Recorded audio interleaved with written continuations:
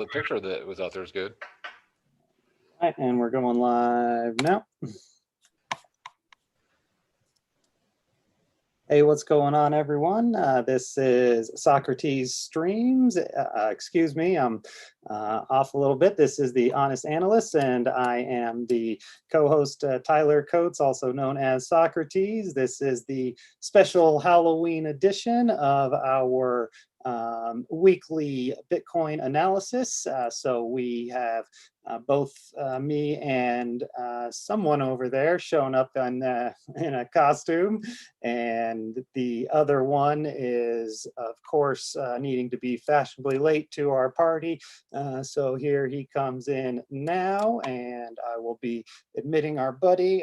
It might be difficult to see what I am, so before explaining, I'll see if anybody has any good guesses in the chat. And while I'm admitting Joe, we will see if anybody can figure out what scary character I showed up as. And here is our buddy, Mr. Joe Saz, who liked to dress up as himself. So that's, you know, a pretty good look. A pretty good look. Only Joe is cool enough to show up to a costume party dressed like himself. So I guess he will be putting on his mask there while he does that. How are you doing this afternoon, Fibbo? I guess it's already the evening. The sun's going down earlier this time of year, huh? Yeah, and it's going to go even worse here this weekend as we fall back on this Saturday. So yeah, it's going to get dark a lot earlier. So you can't see all the pretty trees or anything back there anymore. So it's all dark. But yeah, everything's going pretty well. Just been I actually kind of brought my internal Joe Saz and did some little bit more short-term trading over the last couple of days and doing all right. Wow. I did a reversal. I did a long-term trade. It took me like 3 days. It was terrible. There you go. Yeah, I've been kind of trading this little 3.2 to 3.6, 3.7 zone. Done it 2 or 3 times, so it's been kind of fun. So, but other than that, everything else going pretty well, pretty good. How about yourself? Joe, how you doing? I'm good. Just smoking my cigar and apparently twinning with fucking your boyfriend. Yeah. 3 costumes and 2 guys dressed as the same thing. I like it. Shows some good spirit. I also think it's the first time it's all 3 of us wearing a hood. Yes, I like that a lot too. That's yeah, that's cool. And I'm not seeing any good guesses in the chat, so I'll go ahead and share what my costume is. Oh, can I guess? I guess? Yeah. Actually, I love the hair swig there, the little spiral. Yeah. Yes. That's badass, man. That's a little. Yeah, absolutely. You put some time and energy into that. Go ahead and guess, Joe. What do you think? All right. Hold on. I feel like that's backwards. What is that words? Does it say something? It might. Yeah, it does, but you don't necessarily need to see what it says. All right, you're the bad guy from Lemony Snicket's. Nope. I'll give you one more guess, and the hint is a question. What is the scariest thing that you know of that is real? And it has to do with our show, a little bit. I don't know. I don't know. Thyself? I am liminal space. Oh shit. There we got our little. Oh yeah, you got the booty liminals there. So it's it may be a liminal ghost, maybe liminal space, and maybe a little bit of both. So that I thought of the scariest thing that I could think of. I had to figure out how to put it together in a costume, and this is the best that I could do. So how long did it take you to get that little spiral on your forehead there? Well, I had an hour before I put the show to go live in an hour, and I had that time to get everything together. So that was a little scary. I actually had some other options here where I had a space its space with the Fibbo spiral. So it, you know, had some options, but anyways, I like how it turned out, and I like his little our cool little Fibbo hair here as well. So Joe, since he showed up fashionably late in a fashionable costume, he gets to go first and tell us what he's been seeing in these markets. Yeah, I actually did a show the other day where I pretty much called out buying the dip pretty hard. To me, this was a great dip to buy. And I'll flip to screen share here. We're looking at 2.7. Doesn't really, you know, this is obviously, I think, some of my best work.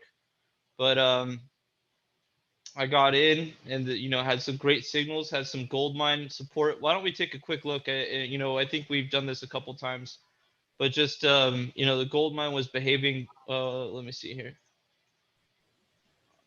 I want to fucking make this shit fucking reset the chart. What the fuck? Whatever. I think we need to call it a sat mine instead of a gold mine. What did I do, man? Oh my goodness. I must have done something. Whatever. Fine. Let me go over here. So the gold mine's been running pretty nice. If we look on a large time scale, it's been supporting price action for a very long time. A little bit of pullback, you know, every once in a while there's been a pullback into it to really, like, you know, justify this stuff, and we get multiple band signals. And up over here, it was really, really great to have this opportunity. I took advantage of. I think a lot of people did. To look at this as a buy in the dip opportunity. Had gold mine support. It was a pretty wild ride. This like day to me was pain. This was hell. But you know, coming out of this was great. But it scares me that we didn't make a higher high. Initially I put my exit up here, expecting us to probably break this with momentum and then to clean house all the way up to like 14K. But I just scrolled up a little bit here, and you can already see how the aggregations have changed in nature. We've now entered a space where it doesn't look nearly as thin as it did when we had far fewer far more sleepers, far fewer, like, you know, active traders. Like a price point that was very distant from the mark price. So pretty much, now that I see that stacking up, that kind of seems like if people might have sold a little bit too much earlier, this is probably where they're looking to sell some more. But this isn't really powerful selling behavior.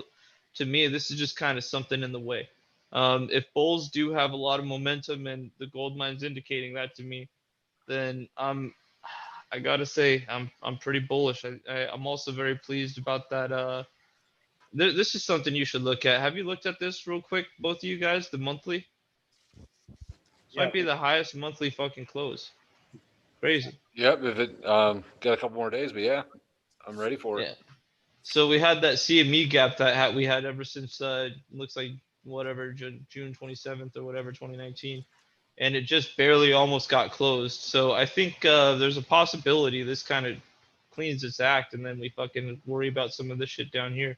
I'm not a gap pro, but you know, it's been fun watching some of these, and damn near all of them have been filled. I've watched month-old, 3-month-old, 6-month-old, whatever gaps get filled, and it's been great. This one's pretty close, and we had a pretty bullish day. It was correlated to the S&P 500 this particular day, as well as yesterday, which was a down day. Big red candle, blue candle, purple on the green. So it's kind of starting to correlate again after about a week and a half of breaking that correlation. So I think there's something going on, some sort of shifts going on as we get closer to the election, as we get closer to certain, you know, macro kind of global events that we all know are coming. COVID wave 2, I feel like, you know, I'm wondering, people got to be thinking about this ahead of time, right? So I'm pretty interested in seeing how the market plays out, and I think we're starting to see some of those imbalances give us clues as to what's going to happen. So yeah, that's my quick summary. But yeah, I'm right now. I took a cross no left short just to preserve my capital, give myself some thinking room, and I don't necessarily want to be short right now. I don't think this is a top, but with the cross no left short, I could take some pain. I could add leverage, increase my average entry. I have a lot of options. I can even close with just a very small loss, relatively speaking. A lost opportunity, like, more is the better way to think of it. I was preserving my capital. So right now, I just want to make sure I went from one big trade to taking a lap around the field and then fucking getting back and ready to play, you know? Yeah. You went awful quick again. A lot of people will watch videos on like 1.5x or 2x speed, and maybe for Joe be a good idea for like a 0.5x. Yeah, a couple of things that I'll want to dive into with you. First, could you pull back up the Bitcoin and S&P chart? I think the correlation between Bitcoin, gold, and the S&P is very, very important right now. And what you were just showing kind of looks like potentially, is the S&P in the blue and in No, S&P is in red and green, traditional. so it looks like maybe that it could be leading potentially with how it took off, a day or two before Bitcoin did, and then it sold off a day or two before we maybe have, we haven't done anything like that yet, but maybe that's something to go back and look at the historical correlation in terms of one leading the other. That I think the S&P with fundamentally or theoretically, it should be leading every market in terms of.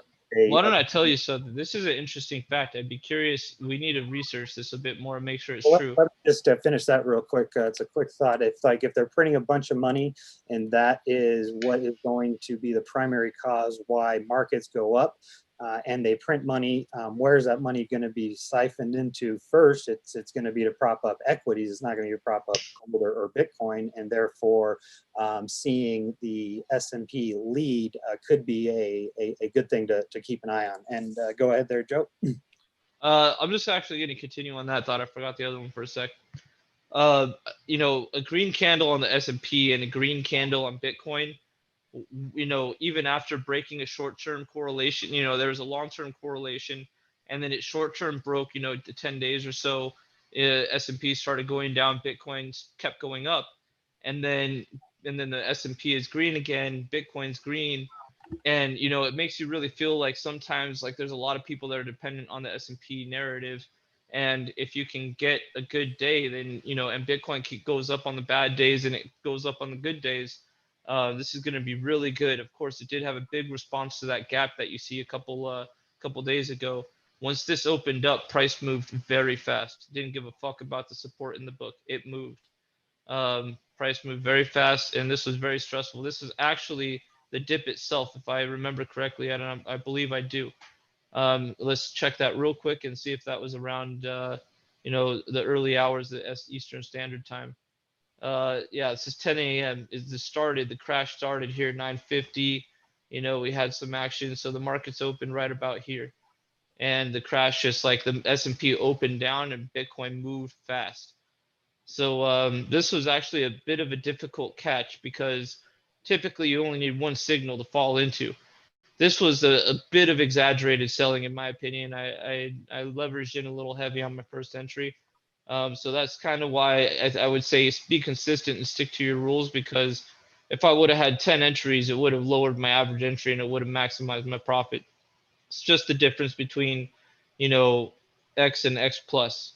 But yeah, that's the S&P stuff. That was the open to the open and the close right here. This one. Beautiful. And then could you pull up that other chart? Just wanted to just elaborate on your thoughts on what you're seeing in the order book right now. So maybe zoom out on that for me just a little bit. You want like an hour? Yeah, well, no, leave it at, yeah, how about like a 30-minute, but just the stuff on the sides making it such that I can't see too much history. There we go. Yeah, I just want to see that. Just so you know, I find that, larger time frames actually work pretty well on SAS 1.0, but the rule is that you prioritize the thickest band. Basically, if you have a 5 to 10 band support, you can probably bet prices going up. So I guess I'm mainly wanting to take a look at the order book depth oscillator down there, just to take a look to see if it's remained nice and bullish throughout and still is. This is kind of the area where I'd want to start paying close attention to a flip to see that turn bearish after a big move like this to help identify some sort of top. So it's still looking strong and bullish. Would you agree? Yes, I'm gonna pull out the two band confluence here. We have perpetual aggregation and we have spot aggregation. That's what these two are. This one's perpetual, a number of perpetual exchanges with high volume aggregated into this order book data, and this is spot the same. So yeah, I hear you, agree with you, and right now, in fact, it's probably looking more bullish. This is kind of interesting to me. This is a little interesting to me. We'll take a look at the This last consolidation at 11,000. If you scroll back over to the right where it got interesting, and then right there on like the 12th, 13th, 14th of this month, right there, how that band started to spread out with the and widen in that range before another nice leg up came. So to see consolidation with thickening support is definitely interesting in that maybe there's going to be enough support for another leg up potentially if that can yes. help. That's what I'm thinking is I exited a trade today. I didn't say I was really proud of it. It's just a big trade. I haven't taken big trades for a while. Kind of, just wanted to take a big trade, preserve the capital, no stress. If I'm worried, that if I personally as a trader am worried that maybe there's some bad shit that's going to happen and the markets might crash, then I'll put in a cross no left short. That's just what I do. I'm not saying that's what everyone should do, sit on cash, sit on whatever, sit on, be in a position, be short if you want to be short. I just want to be somewhat neutral. And if I'm cross no left short, I can add 9x, and make it a 10x position. And then I've increased my average entry. And if I do the right entry, I'm going to exit with A, far less of a loss, B, no loss, or C, profit. So to me, that's just how I'm playing this one. We're also, I think, walking pretty close to some interesting global narratives.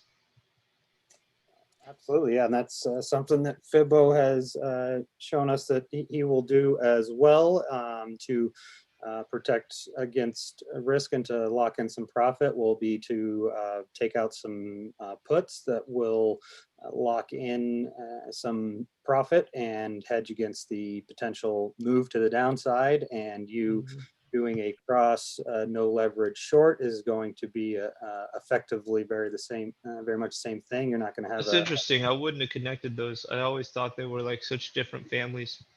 I don't trade options very much. Just learned them a little bit.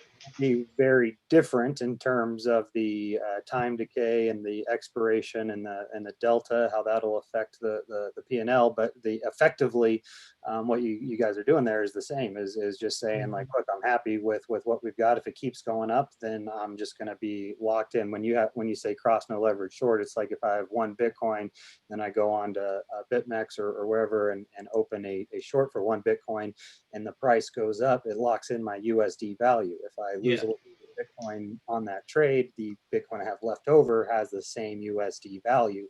And I think it's very important to be thinking in terms of USD value if you're going to be trading and not trading like altcoins against Bitcoin specifically. These are things that are very important to think about. If you're just trading altcoins against Bitcoin, you should probably just be thinking BTC value. But if you're actually moving in and out with US dollars that are actually what you use to pay bills and that sort of thing, then you should be absolutely measuring it in USD value. So yeah, it's just a protection play. It's an insurance policy. It's not something that is you're hoping to make. Yeah. Yeah, So, and my insurance policy worked out pretty well. I know it sounds kind of funny, but I had the 10K puts pretty much 100% on my holdings, and I got it rather cheap when it rallied up that first time at 12K. The puts were pretty decently priced, but the thing is I didn't have to use it. I mean, that's mainly the whole goal. Is when you buy an insurance policy, you don't really want it to be used. It's Yeah, like, it's like you don't go out and buy an auto insurance policy and then just take your car and run it into a brick wall. it's just so like you betting get that the the insurance dealer policy. doesn't have 21. Huh? Like betting that the dealer doesn't have 21. Taking insurance in blackjack, and this is financial advice. Anybody watching, do not take insurance when you're playing blackjack. Don't. That is financial advice. But one quick question for you, Joe. When you saw the price rallying up off that low that you bought, uh, when you got up to certain resistance levels, was it the buying interest that was eating at the orders, or was orders being pulled? No, great question. Let me get to the area because I I was kind started of thinking kind of about. curious on I what started the getting into the sentiment was moment. there. I think you were referring to this moment, right? Well, you said you had a really good bottom that you bought, Yeah. By and the from way, that point up, it was I was cool. wondering. Yeah, I think that. Yeah, that was the Yeah, point. yeah, that's it. That's it. Yeah. So what do you Now, see? what did this look like? On the move It up? was it just seemed like mayhem. It seemed like fear was kind of or am I answering your question? Am I on the right track here? No, I was thinking about it. Once you got that bottom and you had your position working its way to the upside, right? Mm-hmm. And you probably held it for a little while as it was moving Yeah, up. yeah.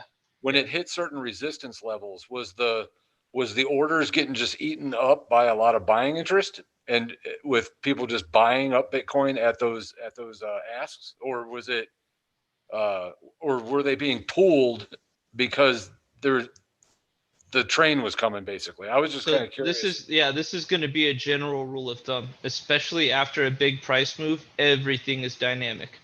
So imagine the top 3 aggregations will always be active, always dynamic. Everything is always dynamic. Nothing has had time to reset.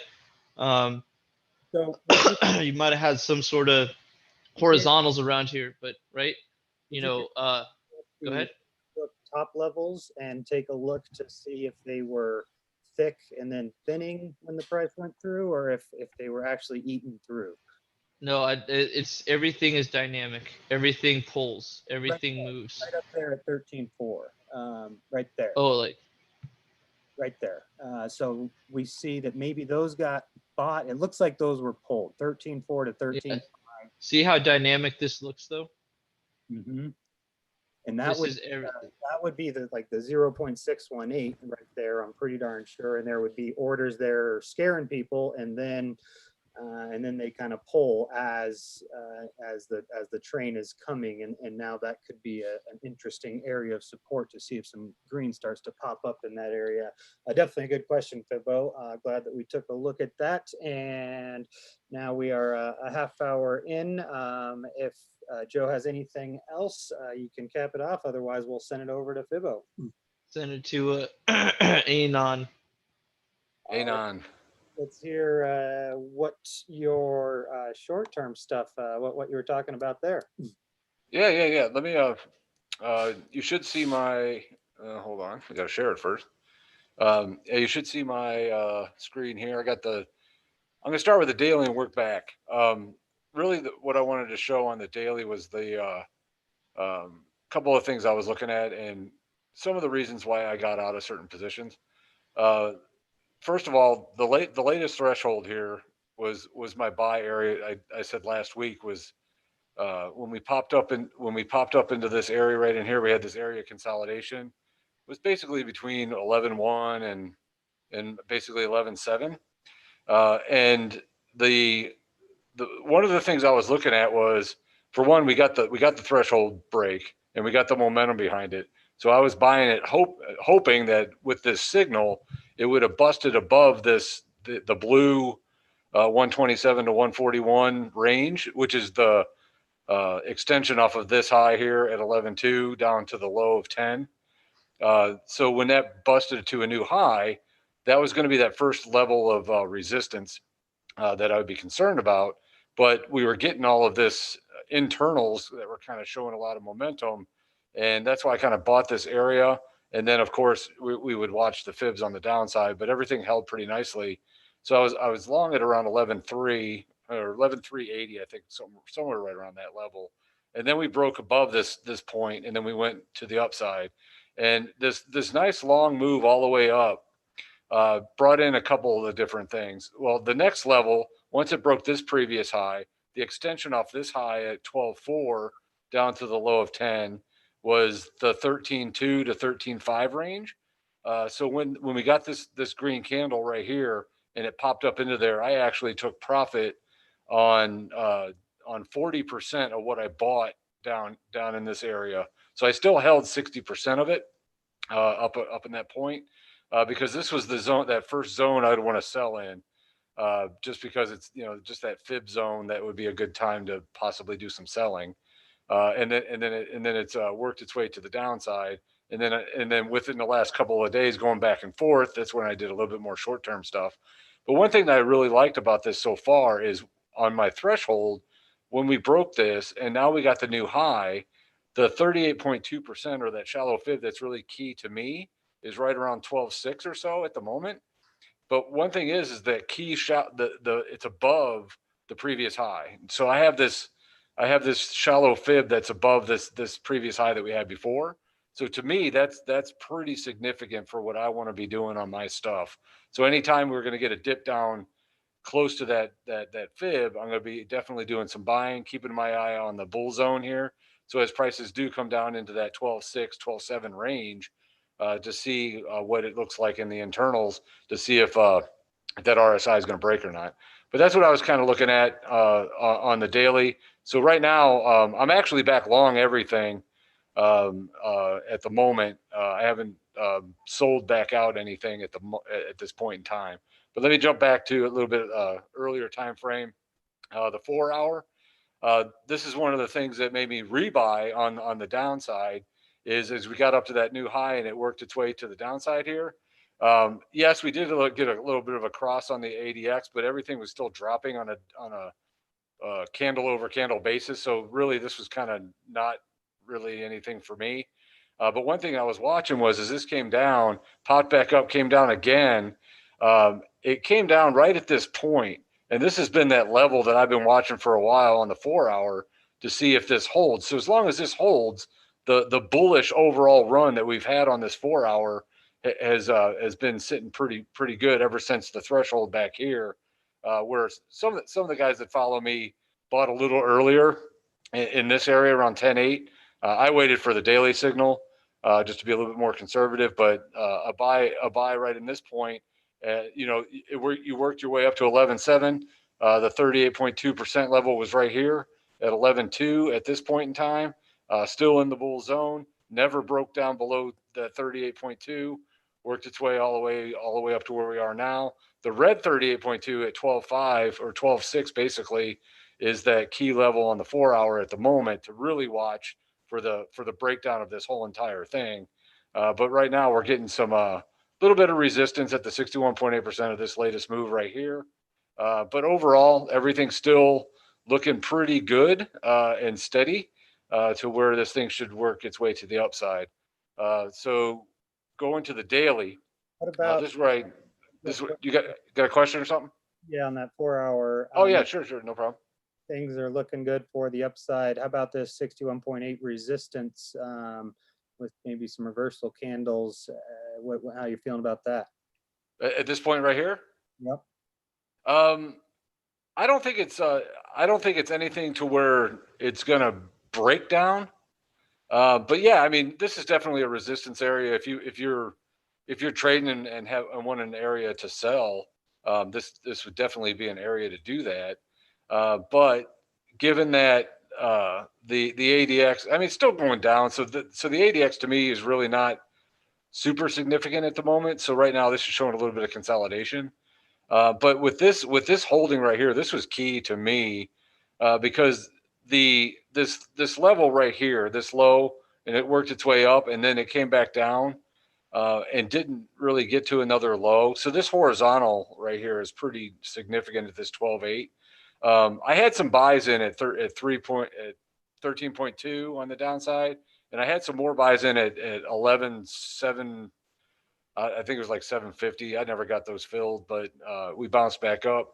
I actually took some profit here. I sold some here, is what you're saying. I sold it, but I'm still long off of this whole entire thing. So my ins and outs that I had over the last couple of days, I sold, bought, and then sold. So I'm flat doing the short term stuff, and I'll show you what I did there on the hourly. But when it comes to the overall trend, I'm still in it. I don't think there's enough to give me a reason that this breaks down just yet. So consolidation would be between basically 13K and 13.5. So as long as we're in that zone, to me, that's the liminal space for me, and I'm not really caring unless it breaks out one way or the other there. So next question is, whatever you sell there at the 61.8, would you be rebuying that at the 38.2 around 13,264? Yeah, I got a buy order in back at 13.2. That's where I've been kind of buying every time it dips down in there. So yeah, I just rebuy it at 13.2. Actually, I have an order at 13.250. I know that's not exactly the line. I'm just thinking maybe it'll wick through it just a little bit. But that's kind of the number I've been kind of playing as it's been, in the consolidating in this area right in here. That's where I got some of the fills. So, yeah, I'll rebuy, buying more, to work to the upside. I mean, as long as if this actually comes down to that 13.2 and the RSI looks like it's going to break out of that zone, then I'll pull my order. I won't buy it.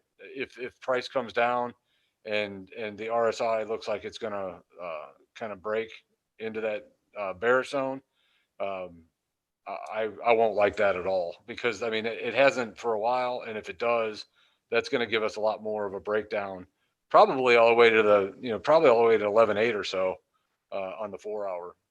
I know we got this trend line in here that would bring some in here, and the intersection of 12.6 at the 38.2% here, and the trend line would be the first level I kind of look at. But if momentum starts to kick in as price is dropping, then I'd be looking at 11.8 possibility. But right now, I don't see anything like that at the moment. So I'm just going to kind of ride this kind of little area at the moment and just kind of kick back and take a breather. Beautiful. And last question, that bottom level, the bottom bullish level on the RSI, what number is that? Is that like 40, 45? Yeah, 44.29 is what it comes out to be. Okay. And that's based off what I do for threshold stuff. You got to go back in historicals and get the best fit line.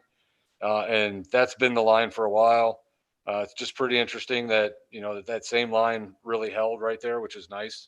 One guy in my Patreon group said that's really spooky, is what he called it. That's just weird. How, the support in the price market held right there at that point on the RSI, which is pretty interesting to me. But that's one of the reasons I kind of do this, because it's this phenomenon you can't really explain sometimes, but do a little bit of analysis and some historical stuff, and it's just weird stuff, man. Weird stuff. But going on to the daily, there's a little bit on this one. I just started fiddling around with the daily the last few weeks, kind of looking a little bit more near term, because people have been asking a lot. So going back a little bit, one of the main things that I think is key right now is the 144 EMA on the daily, or on the hourly, because back here we had a 38.2% level at 11.3, almost 11.4 right here, that held forever, like right in this point where everybody was like, every day it was boring as crap because it was doing nothing. And then we finally got it to break above the 38.2. So we got 3 days close above that fib level. And then we got the threshold break. And then we also got the 3 days above the threshold, which gives us a nice signal above this moving average. So this moving average, went all the way up. It tested right at this point, and then it tested a few other times right here. So if I blow this up a little bit, blow this up there, came up to this point right here, wicked down, came back up, did not get any 3 settles right here. But another thing that was very interesting was what was happening right here.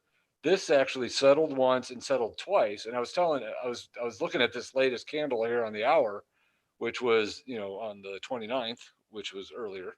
But um, this had to get back above this moving average to stay bullish.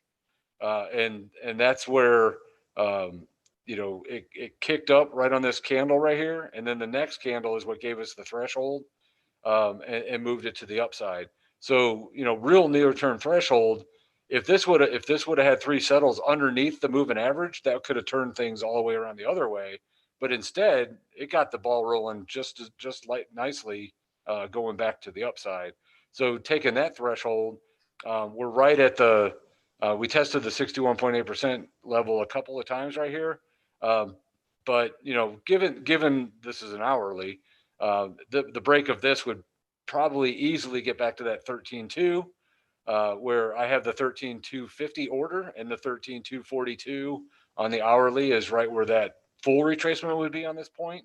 But it's a lot tougher on the hour because you're going to get a lot of whipsaws, but you got to really kind of rely on where some of these kind of extensions go, and things like that. Because like this move to the downside right here broke the 61.8% right here, went down to the 100%, and then it wicked pretty closely to the start of the extension, and then came back up. And actually Yeah. that next move, um, from this one to here, yeah, the 61.8% held right there also, and then it popped, and then it got back above the moving average, which was nice. But Is that, um, what's sorry up? to interrupt, but that one just before to the left, that 100, it looks like that might not quite be right. I think maybe should that 100 be maybe up more to where the candle broke through that threshold, and then in that case, that wick would be right down to the 127, or is that right where you want it? No, that's where I want it. It's actually on this. It's actually supposed to be right there Okay, on this one. all right. And there's reasons for that. One of the things I look for is you get the threshold break on the RSI right here, and then you got the ADX that actually starts to bring the momentum in. But psychology for me, I try to measure the psychology of these breaks. And to me, I actually like to go to where the actual crossover happened on the ADX. And that's kind of where it kind of went up, came back down, and then it started to pop up from that point. So that's where I actually take the fib from. I know that's just an experience thing. It kind of goes along with my threshold theory, because a lot of people ask me, why didn't you take it right at this point, and why? I think a lot of it has to do with the internals, and it's harder to see in the picture. I get a little bit of a better sense of where to place them when you actually look at the data and look at the actual numbers. Just like on an Excel spreadsheet, and you can kind of figure it out. Because in the picture it's really hard to see kind of right where the exact rates of change are actually happening. Where you're getting these moves from one to the next. Now the hourly is going to be a little. I mean, there's a lot of whipsaws that go on in the hourly. So this one's a little bit more work in progress. I mean, because I've never really worked with it on such a small time frame. So it's harder to, like on the daily, there's a lot of stuff that happens during a day period. So it's a lot easier to find where that threshold psychology point is, because you got a 24-hour period to pick from. So it's a lot easier. On the hourly, it's a lot tougher because you're trying to find where that main point is to measure. So far, it's worked out pretty well right where that point's at, because it worked its way to the upside. And then when it came down here, this level right here, I mean, I guess if you moved it up to this point right there, um, you it still wouldn't have had three settles. So I guess that would have worked too. So this is kind of a work in progress a little bit when it comes to that. But to me, it's this point right here is where the psychology change was. You get a little bit of a bump up, you get a newer high, and then the retrace, and then it works its way back up. So you get a little bit of a psychology change there. But the threshold actual point is on this point right here on the actual RSI. Um, Now, if this was the daily, it would probably match up pretty well, like on the same candle. Do you kind of know what I'm saying? It's kind of hard to pick. I'm glad you. When there's such small time frames, but it's a work in progress. I'm still working with a little bit on what's the best method to use. But so far, everything that I've been using that method on all of this so far, and it's been working pretty well. I'm trying to see if there's other areas that do the same thing. Like, yeah, this one was back. It's kind of harder to see, but Yep. but this one was the crossover was right here, but the threshold actually started right there. Pretty much the same level. It didn't really change. I was just trying to see what it looked like on some of these other ones, but that's what we're kind of looking at. This one here, the threshold was right at this point. The crossover, pretty much same point. So the bottom of that that hourly right there is the start of that one. Held real nicely on this one right here at the 61.8%. One thing I like that I've been following on the day on the hourly is when you're looking at the RSI and you're looking at price, like when this had this move to the upside right here, and then it dropped to the 61.8% level, and it's been holding here. And the whole time that we're in this area right in here, we're in the it breaks into a bearish threshold right here, and it also had some momentum for the bears.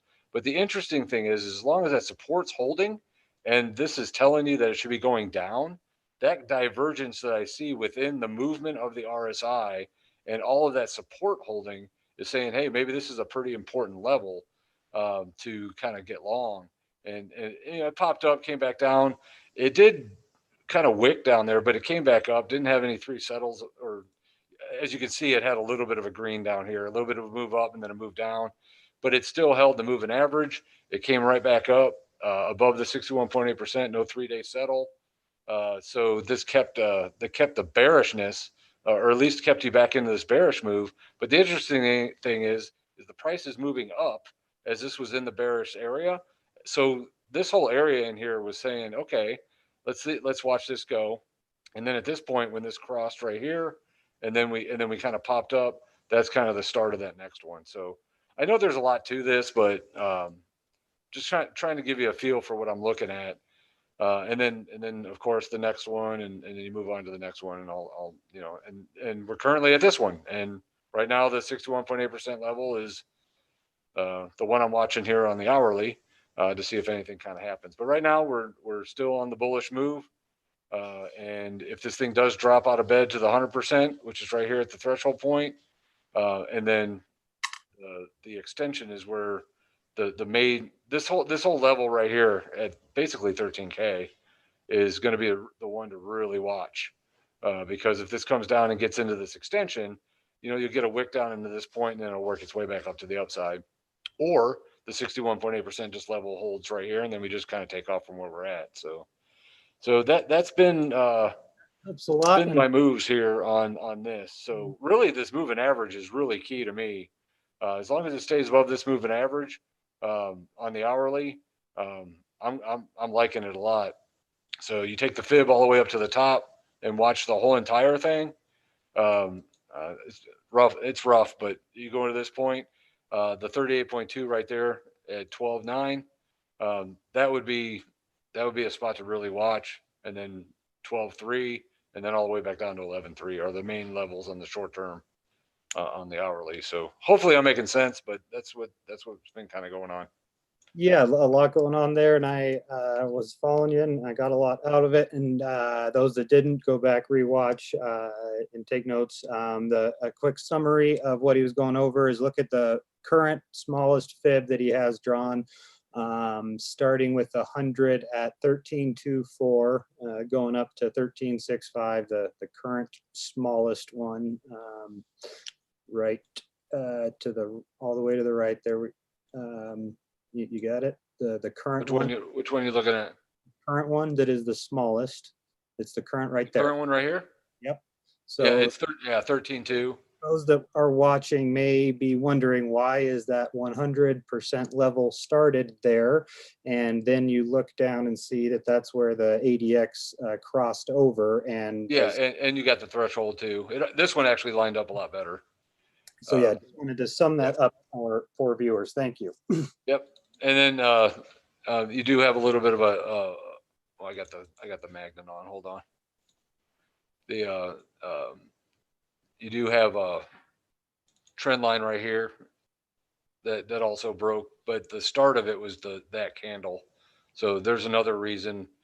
Kind of came up and broke that trend line right here too. Just a little one here, but that's kind of another validation to kind of look at that this candle is the right one to be looking at. Of course, I mean it's huge, but sometimes it's not as easy to pick out. But yeah, the start of that is the bottom of that candle on the way up because you had the crossover. The ADX wasn't really that great, but that's where the crossover was when this broke up into the bulls. Right now, you're maybe getting a little bit of a crossover right here, but the order I look at it is the RSI is way more relevant than the ADX.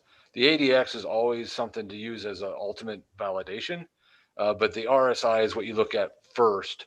Then you verify where you are on the fib itself. So if this broke down into the bearish zone and we're still above the 61.8%, sort of like we were like back in here, you break down into this bearish zone, but you stay along the support. That's the next level to watch, and then you would want to look at the ADX. So I kind of look the RSI, fibs. Well, fibs is first and foremost for everything, but the RSI breaking into a zone, then you go to the fibs and see where you're at. Because if this breaks down and this breaks down into the green here and we're making a huge candle below the 100 and this kicks up and the ADX kicks to the upside, then this extension might not hold because there's a lot more momentum being built up. But right now the momentum's kind of keep going a little lower. This shows consolidation. This shows we're in the bullishness, and this shows support. So that's where we're at the moment. Excellent. Appreciate you sharing. We Yep. are running here near the bottom of the hour. I guess we start a little late, so I'll give myself here about 10 minutes or so, run through some stuff. I think that you covered some really good stuff, as did Joe. So let's go. Yeah, hopefully I covered some decent stuff there. If anybody has any questions or anything, they can find me out on Twitter. I'll be happy to answer any of them. Absolutely, and he is very quick to respond and very, very helpful, very generous with his knowledge and information. So yeah, I'm just basically sitting back and letting the tide take this thing wherever it's gonna go. I did get some good signals of a top in this area right in here. As we got into the storm, had I think a 12-hour 9 on the TD sequential, some significant reasons to think that around 13 or so was going to be a spot to continue sideways or move down. So I did go ahead and trim 30%, 33% of my long, starting around 12.7 up to 13.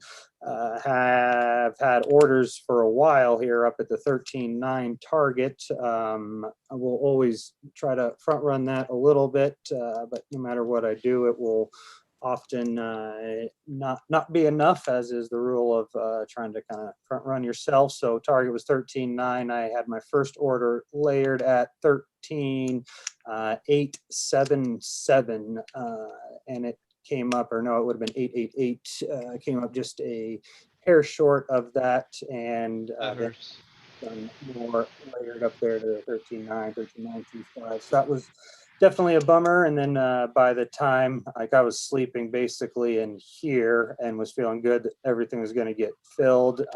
And then by the time I got up, we had moved down to what would be the buy zone. So I was no longer interested in, like canceling these orders and buying here.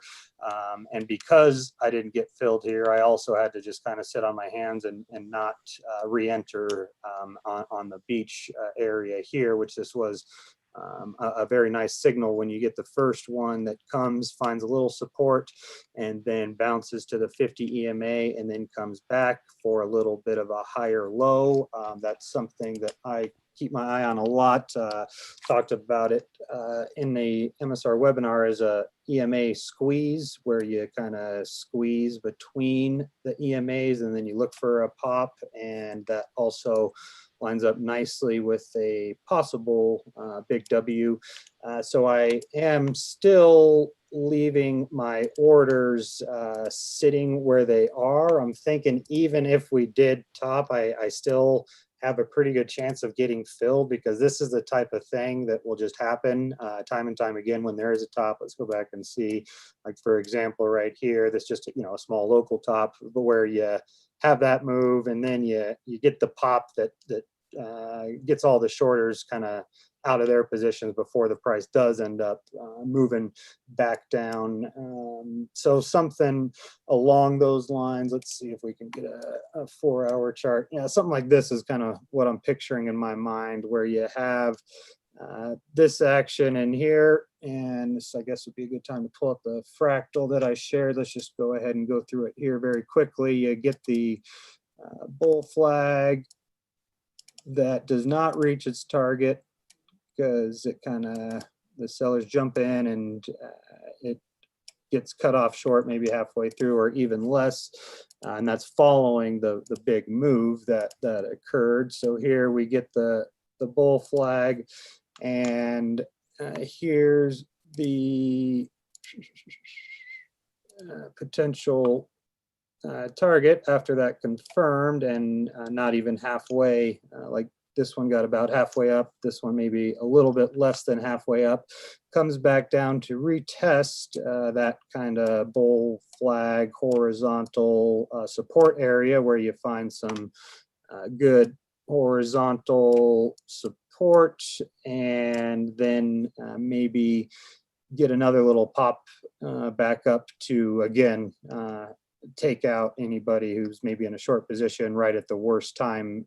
If you are using this local high as your stop, the price is going to gravitate there to try to take you out of it. So therefore, if I've just missed my fills right above this high, I'm going to wait to see if price can gravitate up there and maybe give me something like that.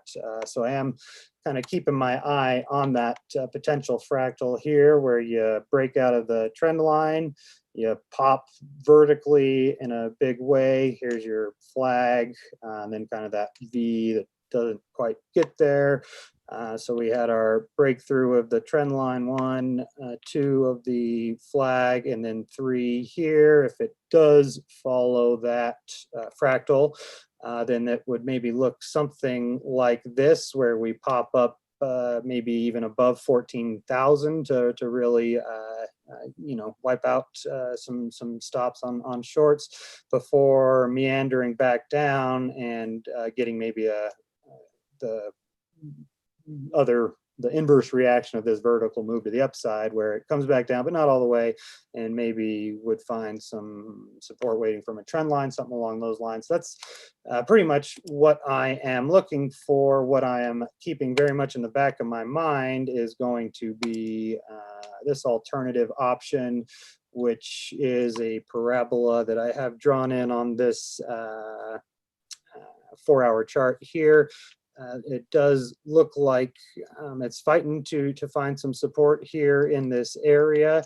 And if it really does go above local highs and through 14,000, then I would be actually expecting this to lead to a potentially a very big move, because I do think 13.9 is a very significant level.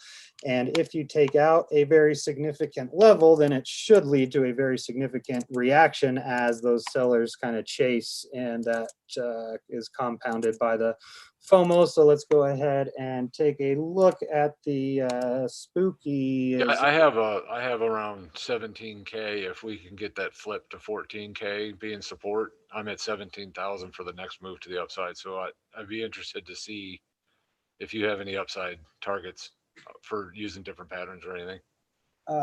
Absolutely. I don't know if you have anything right now, but if you do, that'd be kind of cool. Yeah, my first is going to be the this close on the kind of phase 5 bounce. When you have the hyperwave that does the 4, 5, 6, and that's about as bad as it could be, but you know what I'm trying to do, 4, 5, 6. These levels here are going to be very critical in terms of this is where people should get trapped in. As everybody's been buying dips and making a ton of money, this is where the dip buyers, you get the move that happens, and then all of a sudden the market falls apart before you're ever able to do anything about your position. And if you don't have a hard stop set, then that is where this cascade can kind of happen as people chase the orders down. So I'll pay very, very close attention to this open and close of this phase 6 bounce.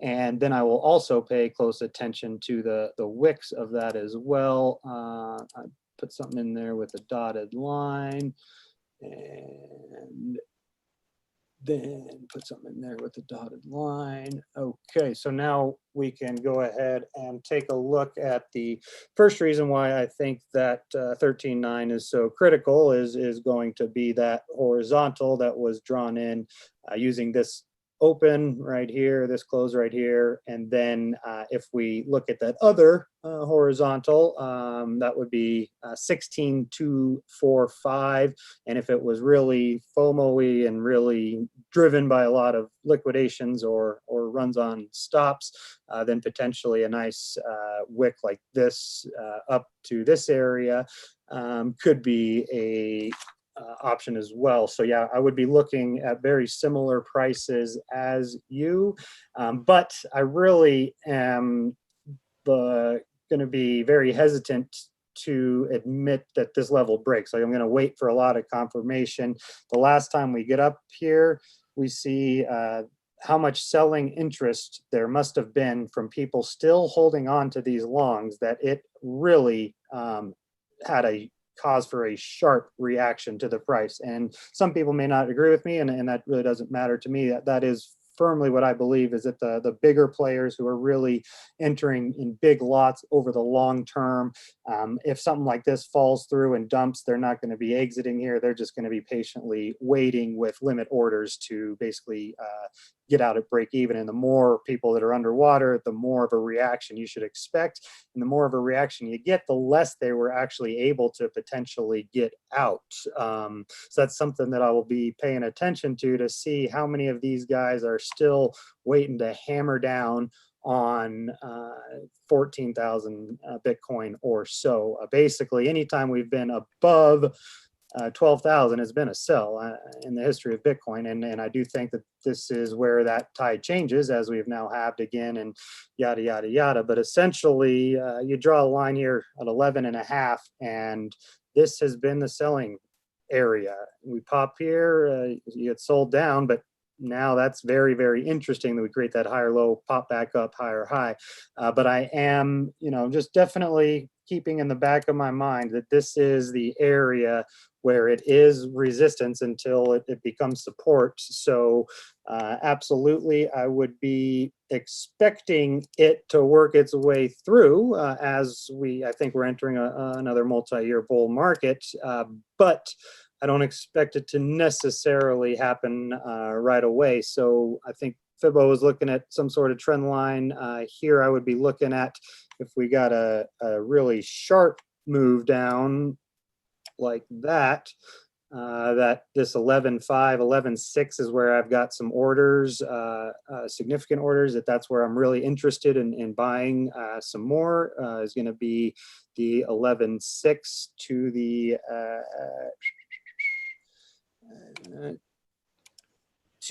12,000 area. I'm at 12.2. It's not just because these horizontals while I'm buying, I'm just illustrating that this is going to be a critical level on the weekly, and this is where I want to have some orders set in the event of a sharp move down that I'm not ready to take advantage of manually. And then as long as we continue to create these higher highs and higher lows, I will continue to want to hold on to the majority of my position for much higher prices. So yeah, it's interesting that you say that level right around the 12,000 area. That 11.6 to 12 area is what I'm also looking at to, now that we've rallied up and we're hitting this major resistance, that 11.6 to 12K area is where my next level of buying put protection would be for all of my long-term trades from the buys from the 3,800 low all the way up, to protect that to the downside. Because if that does break there, that could get pretty ugly.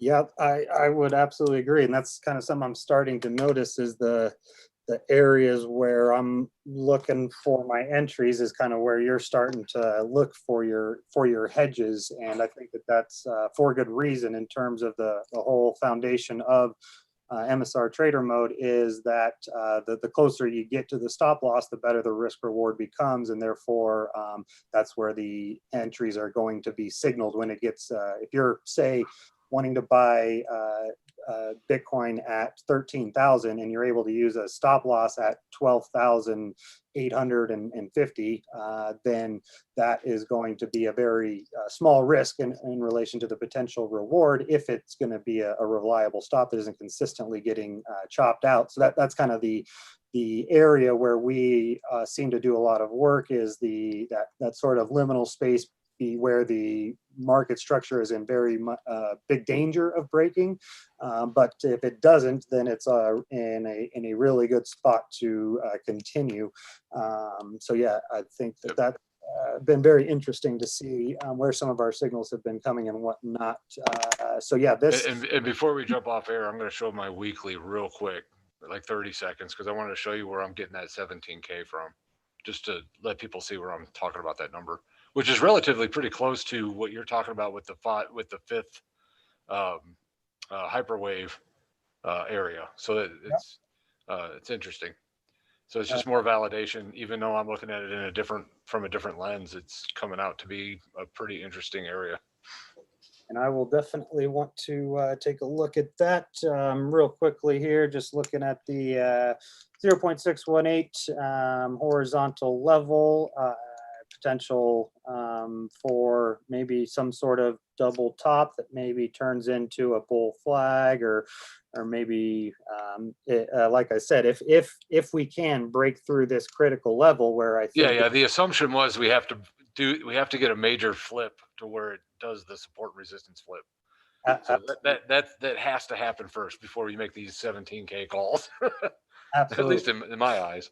And we were calling very aggressively for, and consistently for 13.8, 13.9 ever since, down in this area. Yep. And even as the price made a big move against us, and we were maybe not looking like we knew anything what we were talking about, we were able to identify where the structure changes, where things really would shift. And until then, we held on to the target of 13.8, 13.9. We continued to expect support to hold until it didn't. Well, here, I mean, this is a key level, a key area of liquidity, and that's a big reason why I've been expecting price to gravitate towards there. Anybody that watches ICT or follows him on YouTube, that's who Trader Main learns from. That's somebody who I have a great level of respect from, despite how controversial he can be. This is a perfect example of what he talks about in terms of price gravitating towards areas of liquidity, going to and through, and then coming back around. So here it after touching this high level of liquidity, it gravitated to this low, and then after testing this low, gravitating to this high. And this is an area where from what I've learned from ICT, you could expect a little move above to go to and through to really get a bunch of a liquidity spike will come if you move above this. And there will be potentially a big spike in volume, which would be a good thing to look at here. Do we have the volume? A favorite? No. So let's see if that volume spike has come. That's something I'd take a close look for. So I'd look for, here was the volume spike that came here. Here was the volume spike that came here. We haven't had that yet here. So that would tell me that gives me a bigger degree of confidence that my orders are going to get filled up around the 13.9 level, because we haven't gotten this liquidity spike. And when you don't get that liquidity spike, what I come to expect is for market makers to pull their orders here, because this is where everybody's cautious and tentative. And if they just pull their orders here and allow price to pop up to 14.3, this is where a flood of buyers would come in. I would expect to see a volume spike if we pop above that to match something like this or this.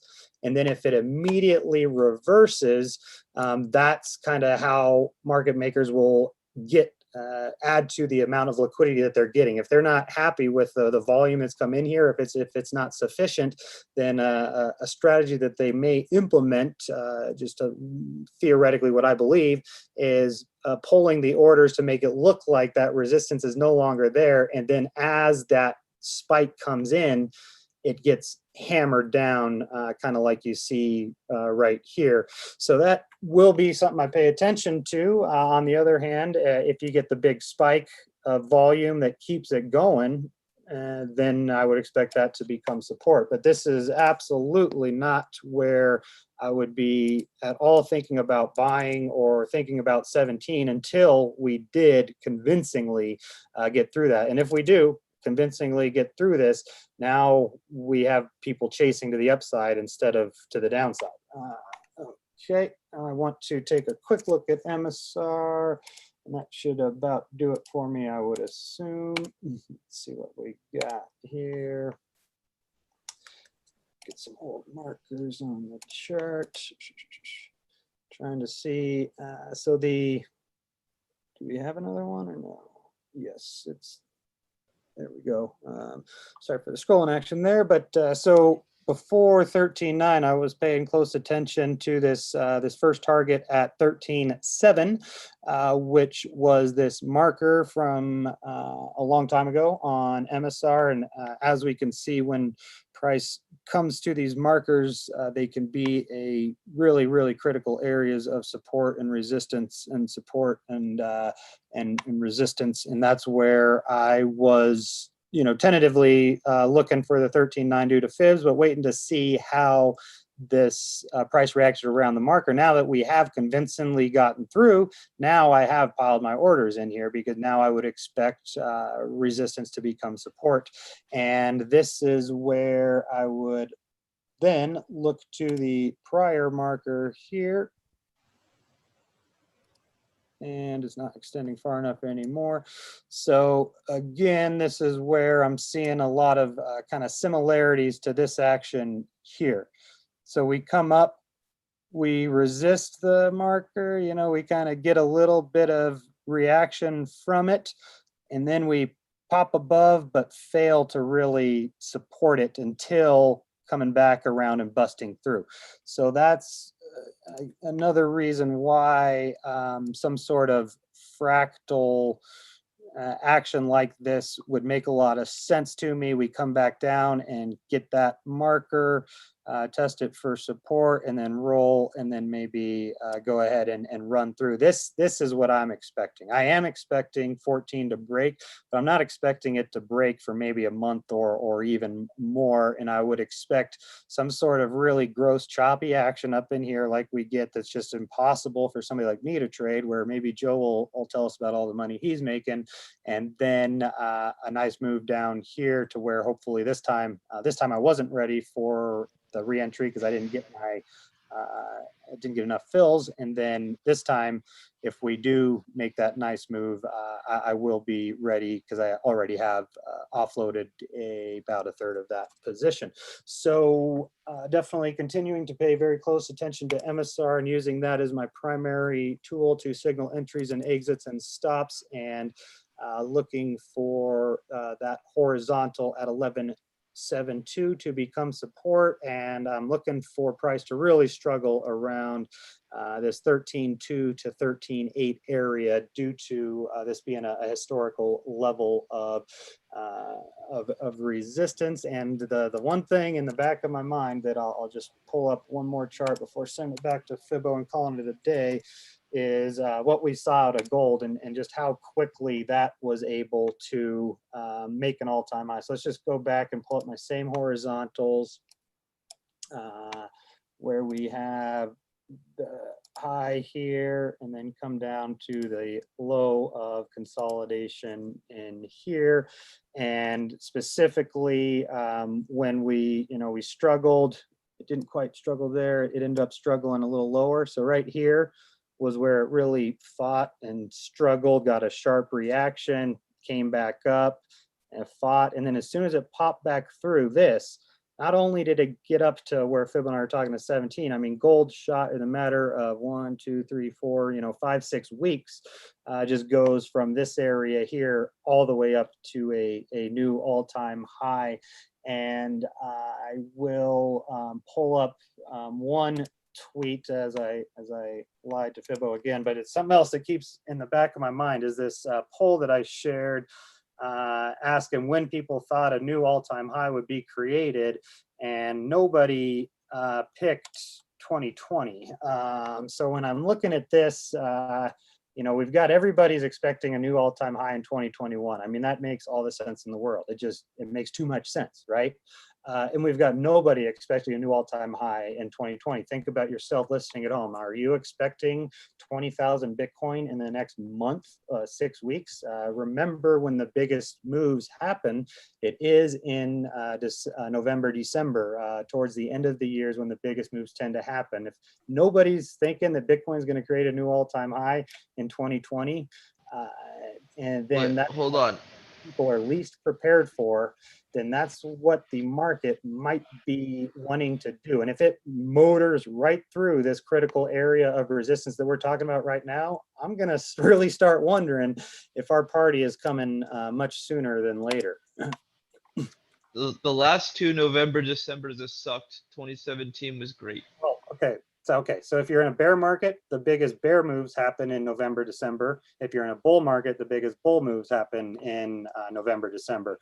I believe that we're in a bull market for a while. You and I have had our debates on that. So I guess if you believe this, I've lost. Well, there's still plenty of room to happen. We're still below the 0.618. I would say that if we can't break through there, then there's plenty of argument to be made that this is still an overall macro bear trend from the 2017 high. I believe we are in a bull market, and the best moves to the upside happen in November, December, when, say, you have the 50 and 200 day moving average crossed bullish. Something like that. So I might have chose 2021, but it was maybe the first couple of weeks of January. I was thinking 2021 for sure, maybe even 2022. Like seeing a lot of scenarios where either of those made a lot of sense, and wasn't really thinking at all myself of this year. And then once I saw those results, it's like, oh boy, Twitter just has such an uncanny ability to be wrong that when you get something like that stared in your face, you really gotta start to wonder whose team you want to be on. Let me ask, do we want to let this draw out for another minute while I ask a question to you, Sock? Sure, absolutely. So we talked a lot about horizontals and protection zones that whales have to control in order to maintain the validity of their position. Yep. Michael Saylor released his exact price per Bitcoin on average. What do you think about that? 17,000 plus Bitcoin at somewhere around 9,800? Wait, at somewhere around 9,800. What do you mean? Michael Saylor is also a hodler of Bitcoin, and he had to report his holdings to MicroStrategy prior to their acquisition of Bitcoin. And he revealed to Twitter that he purchased somewhere around 17,000 Bitcoin, I think plus maybe 17xxx, at an approximate average of 9,800 xx. When was this? This came out today. if I remember correctly. I don't know. Yeah, I think that's very bullish, and I really don't know the deals that big buyers get. If you go over the counter or you buy from miners, you're going to get a significant discount. That does seem like it's too much of a discount. Like a miner should be able to offload a huge amount onto the market without moving price that low. But that is, maybe you just got a good deal from somebody who needed a bunch of cash quick. Like I wouldn't read into anything like that too much outside You of. don't think it's like a defense, like now that you don't pose the question, are we ever going below 9,800 again? Now Oh, that someone publicly has said, this is my shit, bitch. I bought here if we ever 17,000. below No, 10, no, because that number can change over time. He could trade in and out of that 1,000 times before it get a different Yeah, average. okay. I was just thinking, I'm just wondering what position, asking you guys more from the traditional financial space. Is that something someone like him would do? You know, Yeah, I don't uh, know him. like I mean, I've it's heard of him I before, but think I there's don't know a him. couple ways Like, to read it. Like I never pay any mind to that type of stuff. Like Fibbo's talked about, the those types of news events can traditionally be the stuff that gets people all panicked and liminal and making really bad decisions. So I just stay away from it for the most part. But it is fun to think about from the point of what's his incentive. Why would he come out and say this? Like, there's no reason why he had to come out and publicly announce this. And if he just bought a bunch of Bitcoin, do you think he wants the price to go down? Maybe. If that's the case, he just wants to buy a bunch more. And the fact that a bunch of these guys are moving in and buying like huge amounts of Bitcoin, spot Bitcoin, that tells me they're going to be these big players that are holding for the 50K, 75K, 100K prices that many of us think are coming, because that's where they're going to have the liquidity to offload once the public comes in. So seeing these guys buying a bunch of Bitcoin and then seeing companies putting Bitcoin on their books is one of the most bullish things fundamentally that I've heard ever. That, along with what Kraken's doing in the banking industry, is those are the game changers. When you have a company, instead of storing their value in US dollars, they're actually going to store their value in Bitcoin. The companies have all the money. The moms and pops and the U's and I's, we don't matter for anything. Those guys have all the money. And so when he comes out and says something like that, I'm just thinking of what's his incentive. And if he's trying to drive the price down by saying something like that, that means he's wanting to buy more. And there's no way that he's not wanting the price to go up if he just bought a bunch of Bitcoin. So it seems like there's something there that isn't quite adding up, that is maybe a game that's trying to be played, and that maybe anybody that sold that news is going to end up being a bad seller, like we see on so many of those news events. interesting. Thank you. You got it. oh, it's interesting though. Yeah, before I go to my weekly, I just wanted to show you the latest candle off the nice little bounce off the last hourly there, kind of kicking ass there a little bit. You had an order very near that bottom wick. Yeah, I didn't get it, but that's fine. I'm completely I mean, I'm completely Yeah. long on all of this, so I'm fine. Would have been cooler if you got that bottom Yeah, wick. it would have been cooler. It went down to 13,350. I had it at 13,250, so I missed it by $100. But I just want to put a little heck yeah in there as this thing's cranking to the upside as we're speaking. So I just want to throw it in there. But looking at the weekly, this is where I'm getting the 17 or basically 17K from. I mean, I'm right. I guess I'm off about $400, but the Well, that's about right where mine was. If you're off by $400, then we're almost exactly the same. yeah. So the high here, which was that 61.8% level, was pretty close. That's the one you were showing on your chart, which was around 13,488, I think. That previous high was around 13, just a little bit above that.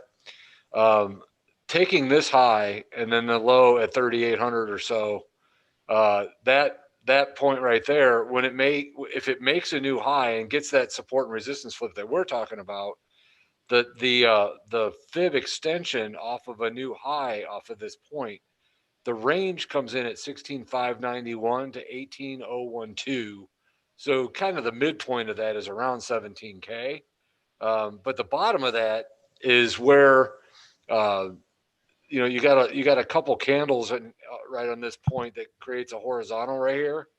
And I think that's pretty close. I don't know if that's exactly what you were talking about, Saw, but that's where I'm looking at this point right here, which matches up really nicely with that 127.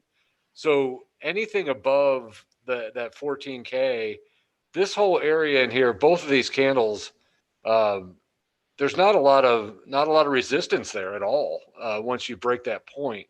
So my thinking is if we bust through here, that 17K is where I get that number from, and that's where the next resistance would be, and then I'll work back down to the trend line, possibly, or some kind of correction after that. But like you're saying, we have to get that support and resistance flip.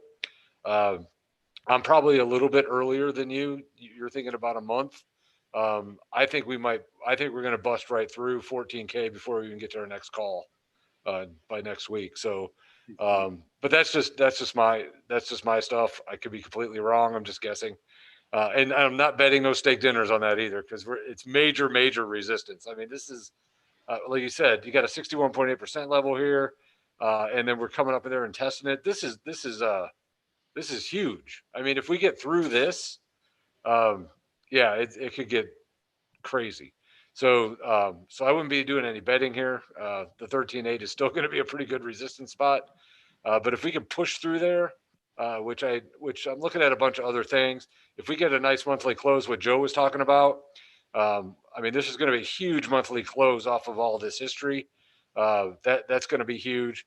Yeah, you can So create a new fib on that, no? Once you get a new body high, on a new what? you'll create a new fib from the low to that point as the potentially the new structure. Oh, I mean, like possibly. I don't know which way you're talking, but Yeah, yeah. no, I mean, one thing I would probably do, I didn't do any analysis on this, but if you take it just from the break point and it gets up to that and say it closes on a high there, 12,000 becomes your shallow fib on a monthly. And we were just talking about that with Saw, 11.6 to 12K. That's where I would put my long-term puts. Like if I was going to hedge like major downside, because, for really long-term holds. And if you want to protect it for some capital, preserving capital, buying puts around that 12K level is what I'm going to be looking at as this, because of course, when the price goes up, the cost of the puts go down. And if the volatility is really strong to the upside, you get those puts pretty cheap. So that's what I've been kind of keeping an eye on. I have not bought any yet. I'm still kind of looking, but that would be that. Basically, it's 11.6 to 12K area is what I'm kind of looking at there. But I just wanted to let everybody know where I was getting that 17K from. I didn't pull it out of my butt. It's actually from a fib extension and some previous horizontals, and they probably match up pretty close to what you were saying, Saul. Yeah, that horizontal with the arrow is the exact one that I was drawing, which is Perfect. At that 16.6 was what I was calling it, and I did not know that was the 1.272 extension from that big move up to 14 and back down to 3. So that is, that'll be very important. If we could get up and tap that area, then.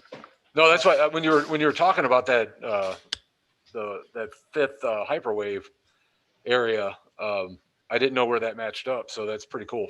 I didn't know that.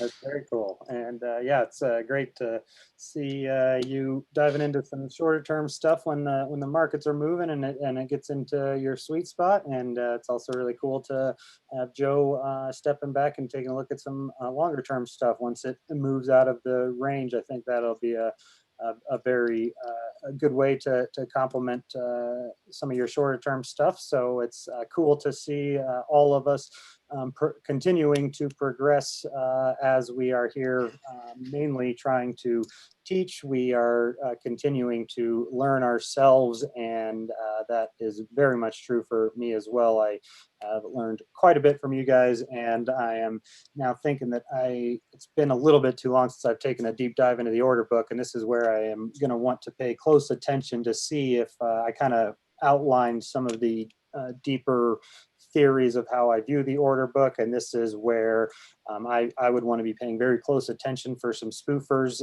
due to that lack of volume that has been there so far, and this move that we're seeing right now may be a sharp move from here to 14 would really get those dopamine chemicals fired up enough to have that flood of volume come in. And then from there, it's all a question of, does it blow right through? And then I mean, we're 30 bucks away from just the previous high, earlier today. So sounds what is, how many, what's the order book look like there, Joe, before we get off the air? Whoa, we just popped. Holy shit. Yeah, wake up, Joe. Oh We were just shit, talking that's about... a short. That's a short. you're getting a short signal? Yeah, actually. That's what I was wondering, if there's some selling interest there. I'm sure there is, but yeah, which like is I was just wondering how strong it yeah. looks. Some strong packs running the top end of the book. This is where I need to fill my orders, or else I'm gonna have to start chasing myself. Yeah, and this is getting signals into a 9 sell. I actually like this, but I don't want to counter trade a gold mine. Counter trade a gold mine. So order book this would be, what's that? That thick order book depth is something I wouldn't want to sell against. Yeah, this would be a scalp playing the 9, playing the little bit of signals. You might get a nice little rush down and check something. I think it's not a bad trade, to be 100% honest with you. I would love this trade. I'm not going to take it. I'm chilling. I'll talk to you guys after the video about why. I'm pretty happy already, so sometimes you just gotta count your blessings, and just take a good trade for, and fucking chill. Absolutely right. And we'll sign off with one more piece of wisdom from none other than Peter Brandt, who says something along the lines that always stuck with me, that a lot of people will tend to increase risk or increase leverage towards the end of a move, when you should really be looking to decrease risk or decrease leverage. After this big move up, if you're feeling like you missed out, or you wish you would have bought more before, you could have made all this and that, and now you're looking at really, this is going to be the time where you're going to bet big and try to go for a home run, that's the worst way to do it. And you'll consistently find yourself just costing yourself any of the profit on the upside by risking too much after making some good gains in the market, as just a really, really weird way of giving you maybe a couple good opportunities and then making sure to keep you honest and making sure that you're humble. And if you are good at, if you've had that happen to you enough times, then using a strategy that allows you to decrease the risk and decrease the leverage after having a good run of trades, I think that can be a really effective approach, and maybe something for some people out there to think about. As we're talking big prices, this is the liminal spot in my mind. That zero, now that we're at the 0.18, now it's a big question of what's going to happen. Is that going to be resistance, or are we going to blow right through? If we do blow right through, then it's going to have some rocket fuel to really move. And if it doesn't, then I'm going to need to be paying very close attention to these orders that did not get filled, which suggests that maybe there's some sellers who are slightly more anxious than normal. These are the things that I'm having to start to think about as we are now at this threshold, and wondering if it's going to be able to go through and move to that next level or not. So thank you guys very much for your time. I really enjoyed doing these shows with you, and it's much more fun than me here by myself. I've been looking forward to getting together with you guys, and also to get to see the beautiful costumes that you have. We've got the defibrillator coming in as Guy Fawkes, and Joe coming in as Joe. And I'll be signing off. I came in late as Joe. You tried to cover it up, and I'll be signing off here as the liminal ghost, the ghost from liminal space. We'll catch you guys later. All right, later.